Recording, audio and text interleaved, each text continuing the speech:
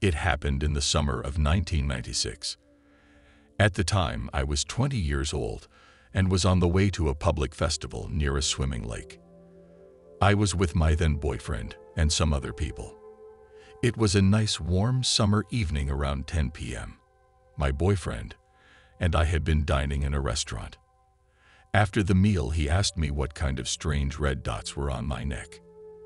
I knew I had allergies since my earliest childhood, but I never have had any skin symptoms.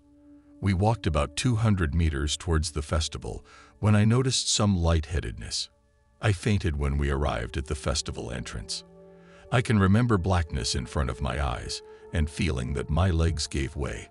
I was still able to reach for my boyfriend's jacket to hold myself up. He turned and saw that my eyes turned backwards. Another friend came from behind and caught me. They carried me outside on the street, put me on the ground, and called an ambulance. I didn't notice anything of this. Suddenly, I heard buzzing, followed by a hushed plop noise. I left my body through an opening in my head.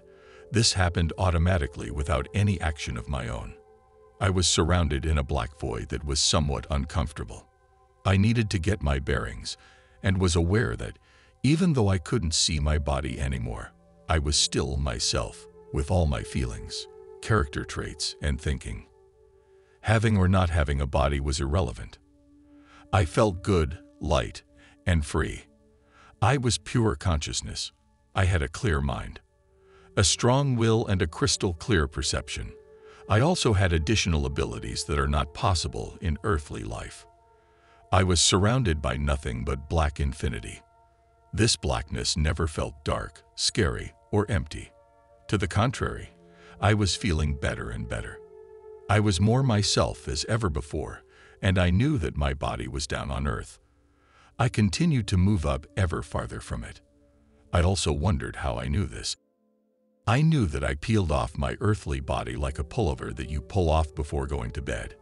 I peeled off my role that I had been playing in this earthly life like a role in a movie. And now I was again myself, and this was a very liberating sensation. The void was simply infinite. There was no time and no space as we know them here on earth. But still, everything was completely normal and profoundly familiar. I started to move through this infinite black space. I could beam myself literally within this infinity with my thoughts. I only needed to think I want to go over there, and I was there. I was flying here and there through the black universe. I also could change my own size. Sometimes I made myself small. Sometimes I expanded myself close to infinity. That was a great feeling, and I tried more and more things. I enjoyed the vastness and infinity. I felt indescribably well, safe, and endlessly free. This was pure freedom, and simply the most natural thing of the world, as if I never had been doing anything else. And I knew that's my home, my original being, the original existence of all of us, the home of all our souls.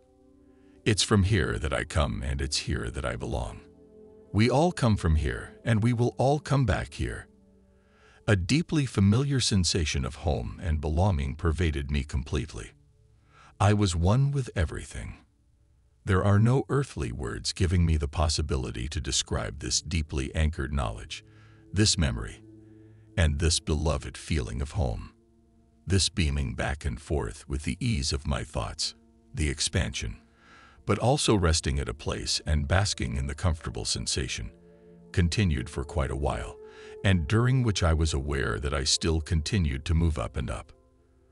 If I had to compare it with worldly specifications, I would compare it with a 45-degree angle. I could play in this infinite space with my moves, but I was also directed and continually pulled up, like on an autopilot. At about mid-height, a soft music came from the depths of the black universe. At first it was far away and could hardly be perceived, but it got my interest. The sounds were nearing fast and became louder until they finally reached and permeated myself. Never before had I heard such a music. It was very rhythmic, melodic, and ethereal. Initially, I found the music rather strange, But the more the sounds and the rhythm permeated me, the more I became a part of the music and was merging with it. I started to move with the music. I was moving in a way I never before had been moving in accordance with music. I felt magnificent, and this state could have been going on forever. I was one with the music and was dancing through the universe. This phase continued for a good while until the music slowly faded. It was as if the music had only been localized in a certain layer, and now I was leaving this sphere by moving further up. I could no longer influence my way of moving. I couldn't determine my speed, as I was on autopilot and still moving upwards. I felt great anticipation that I was nearing my destination. It was a feeling like just before reaching the finishing line, but it was as if the memory of my present life was fading the more I moved away from my body. The ride slowed down, and suddenly ride stopped. I was frustrated because I wanted to continue. I knew that beyond this border was fulfillment. It was the home of our soul, my beloved home, my origin, everything that I am, the place of pure bliss, simply everything. Several times I wanted to beam myself beyond the barrier, but to no avail. While I struggled with this, from the depths of the universe a voice came. At first it sounded muted and far away, but it approached very fast and became louder until it was close by and resounded from all sides around and through me. It was a male voice, clear and distinct, powerful and determining. The voice said, "B, here you can't continue. Here is your stop." I wondered who was talking to me, but I didn't think to ask the voice. I also wondered how this voice knew my nickname, but instead of asking, I replied, "But I want to." I was astonished about wanting to assert my will in front of this powerful presence. The voice said again, "You cannot stay, you have to go back." I was deeply shocked, yet the words burst out, "Wild horses couldn't drag me there." And I got frightened about my words, but in this moment I really felt this way.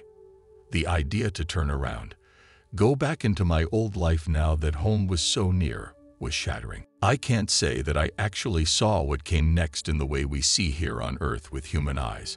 It was more of an inner sight. I saw my boyfriend holding up my legs and calling my name. B, B.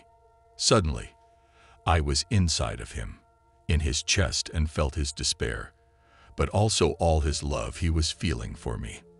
This feeling was incredible and overwhelming. Never before or after I had experienced such a feeling. It was a feeling of such a love. All his love through all ages and the total love of the universe merged in one feeling.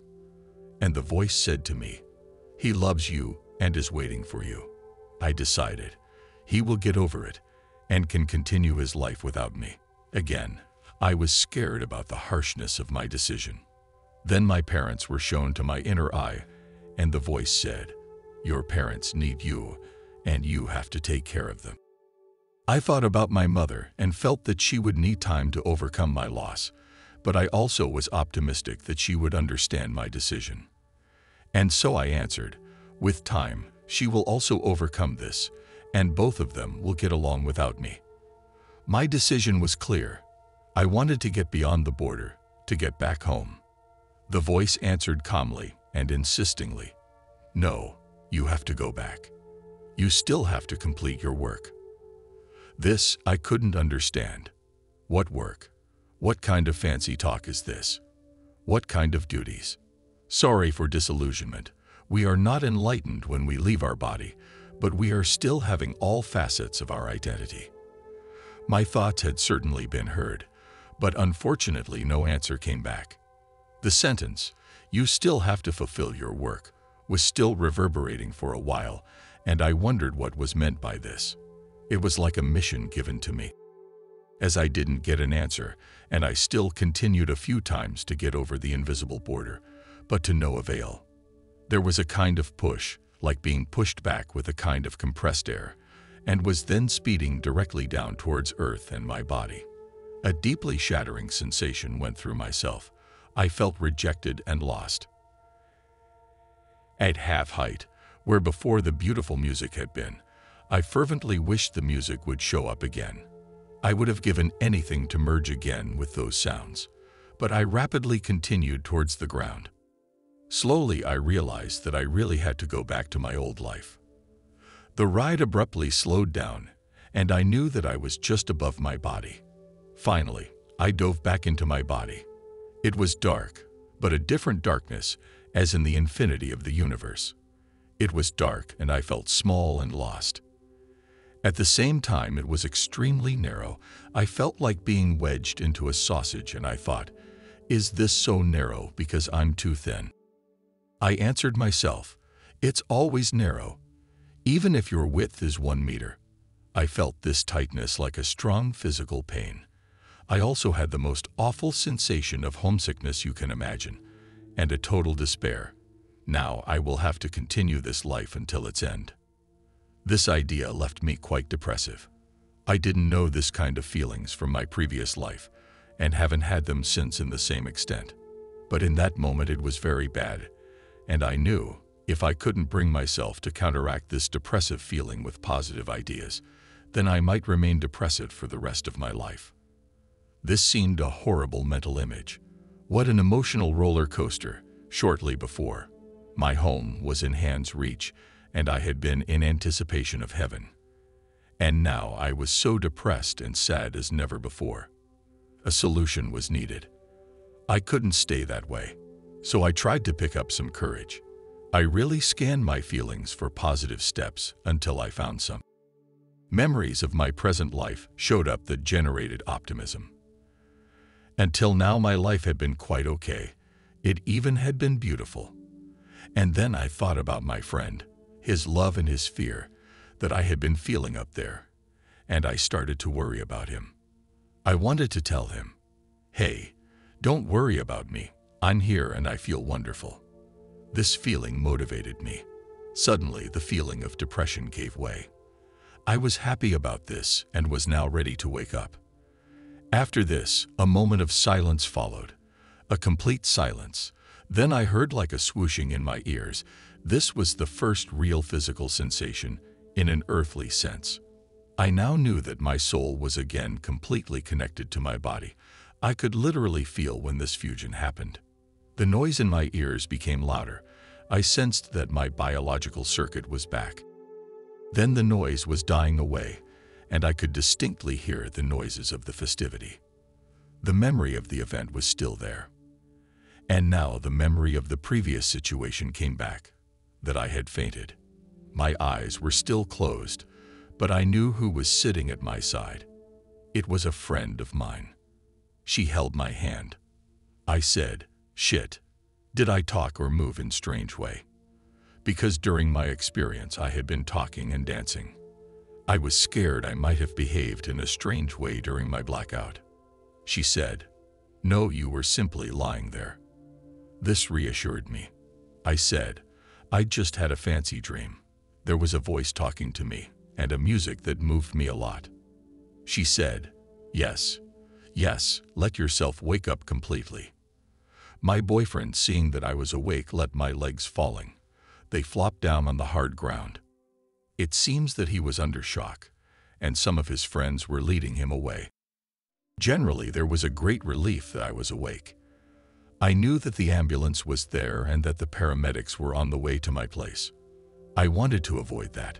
I felt fine. I considered the whole confusion concerning myself as unpleasant. So I was sitting up. I noticed that I felt totally clear, more clear than ever before, as if a kind of purification/clarification had happened. My friends were not happy that I was sitting up, but I didn't care, so I got up completely, which caused the others to start panicking. Now my boyfriend came back also and wanted to stabilize me. I hardly could convince him that I really felt fine. I even felt great. I wanted to attend the festivity and revel, to celebrate my great condition, my newly gained lucidity, my experience. But this wouldn't happen. You better take her home, the friends of my boyfriend advised.